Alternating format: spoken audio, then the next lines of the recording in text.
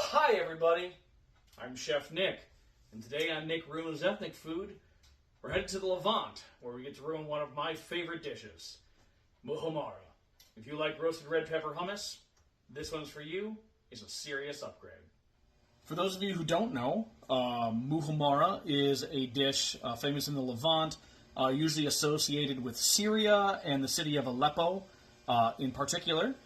It is a paste, much like hummus, but instead of using chickpeas, it relies on walnuts. Always features roasted red peppers, generally some sumac or za'atar, and one ingredient that's a little hard to come by in the United States and is very pricey when you can find it, and that is pomegranate molasses. And, you know, sure, with the interwebs you can order anything anytime you need it, but I only need a couple of ounces, so we're going to cheat today. So we are going to get something that is easy to come by. Pomegranate juice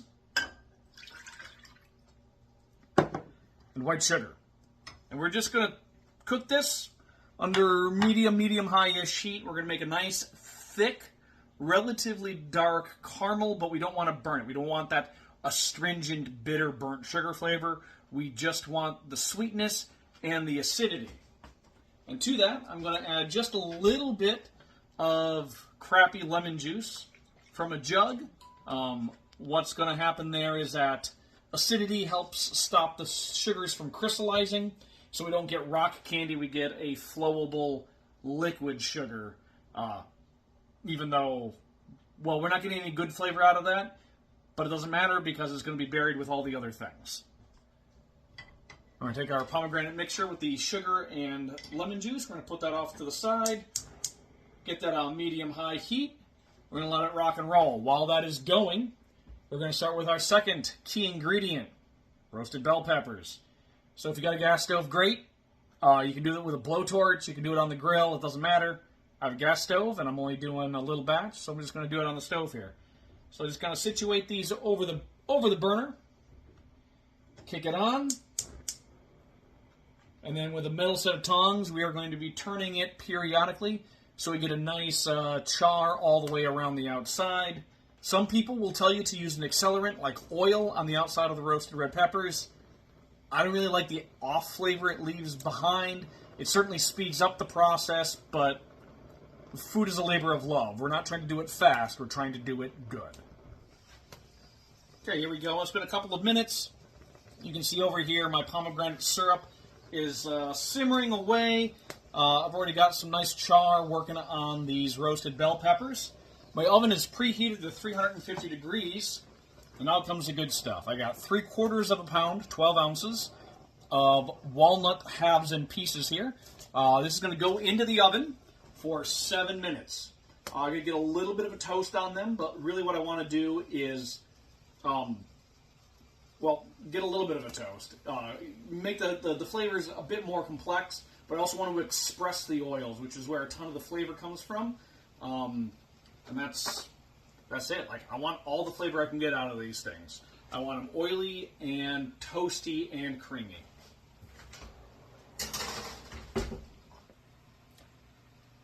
I've got some really nice char on my peppers here. You can see blackened almost all the way around.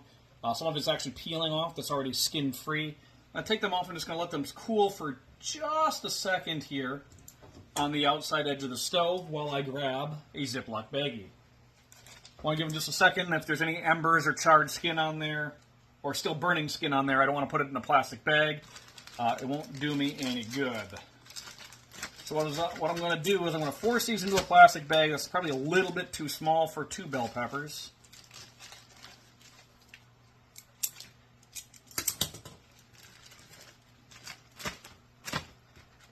But they're going to shrink as they cool. All right. The timer has just gone off on our walnuts.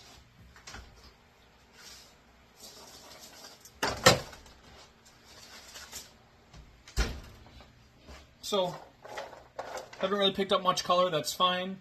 But the aroma, like, you can see they're starting to get a little sheen on them from sweating out the oils. And this is the reason why I bake these, they're not sticky, but this is the reason I bake them on a foil instead of just right on the pan. Pick these bad boys up, and then right into the bowl of my food processor, or they can continue kind of steaming and relaxing while we get the next set of ingredients ready, which is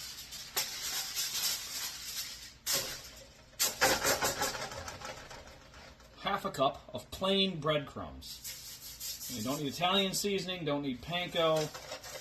The breadcrumbs in this here just kind of add a savory flavor and a little bit of a binder. So I'm going to toast these anyway, one, to make sure they're super duper dry, and two, to give them an extra layer of flavor. Timer just went off. That means the breadcrumbs are ready for the same treatment the walnuts just got.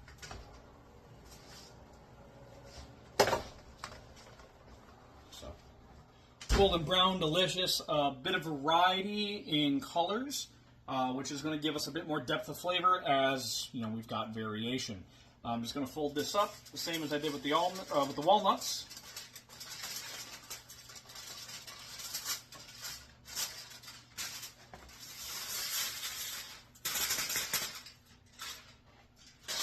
Right into our food processor bowl. This is just going to hang out until it's ready for us to start processing.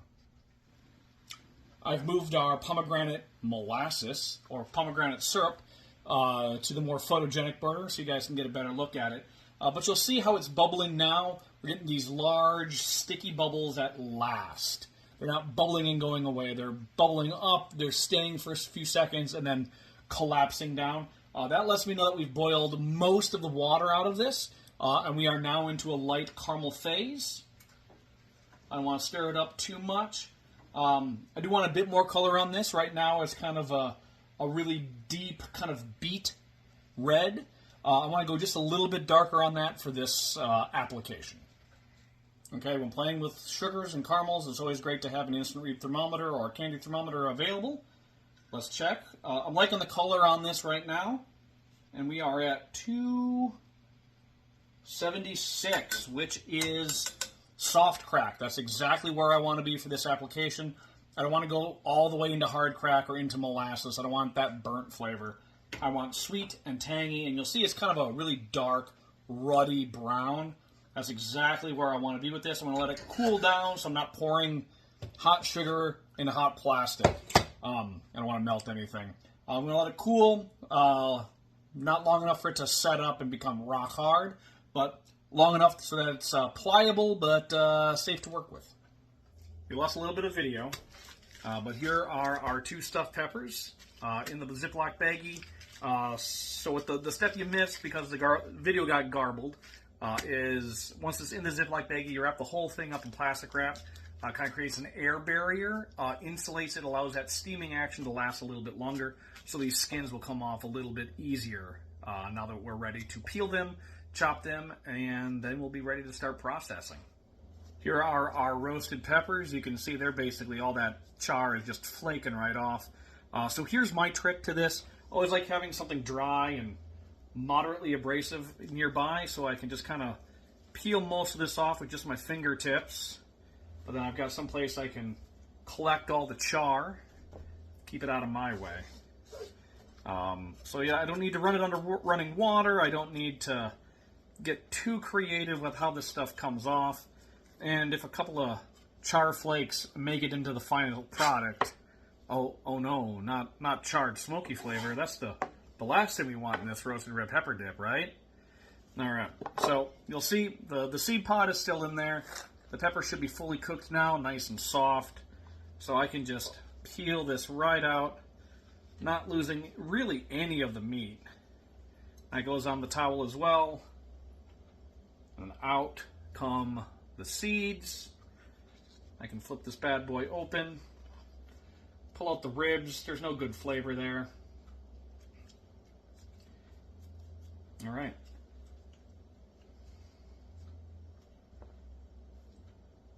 This first one is basically done. I just got to chop it up a little coarsely, then it'll go in the food processor.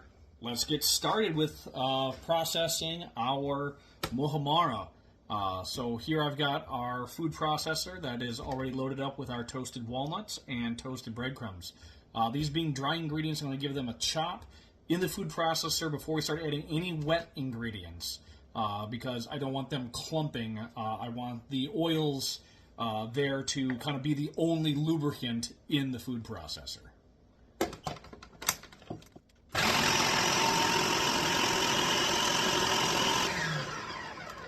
All right, and the point I'm looking for here is the walnuts have started caking to the side, which lets me know that those are broken down as much as they're going to be, and if I go much further with just this, we're going to end up with walnut butter instead of muhammara. All right, we're going to scrape down these caked on walnuts. Now we can start adding our wet ingredients. First off, I'm going to start with our pomegranate molasses, or pomegranate syrup. If it gets too stiff on you, just throw it back on the stove for 20-30 seconds to loosen it back up. So that 1 cup of juice and a 1/4 cup of sugar gives us about 2 tablespoons worth of that syrup. I'm going to now add 2 cloves of garlic. Wink. All right, and our 2 roasted red peppers that have been peeled and coarsely chopped. Those can go right in there as well. At this point, I am going to give it a pinch of salt, because there's no salt in this recipe up to this point. That'll go. And then I'm going to get some Aleppo chili pepper. Aleppo being from Syria, kind of the signature pepper for this dish. This stuff here is from Penzeys. I'm not saying they're the best, and I'm not saying they're sponsoring me, but they could. So we're just going to give them about a tablespoon's worth. Aleppo chilies aren't terribly potent. They're only in the 2,500 to 5,000 range on the Scoville scale. So it's going to give us a smoky heat, but it's not going to give us a ton of heat. And before we even get too far, we're just going to give it about 2 tablespoons worth of olive oil to act as a lubricant and kind of a melding liquid.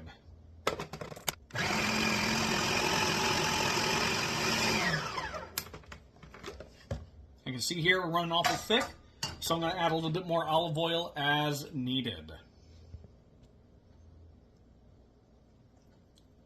Another 2 tablespoons or so. That brings us up to a 1/4 cup.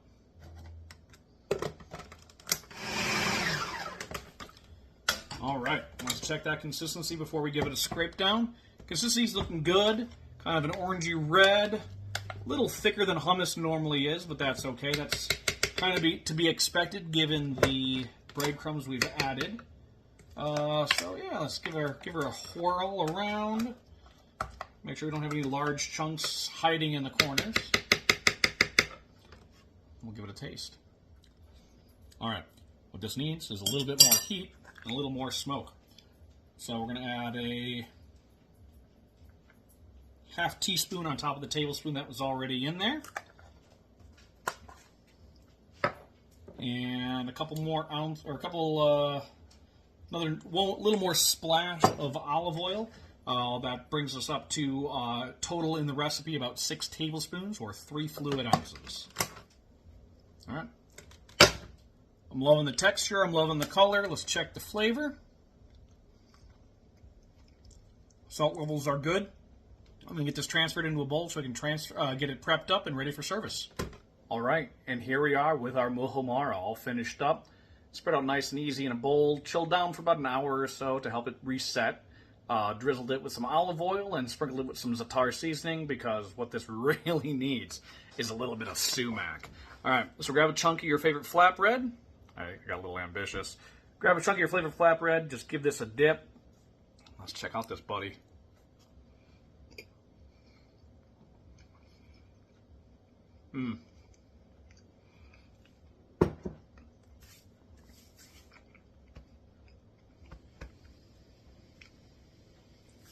I love that.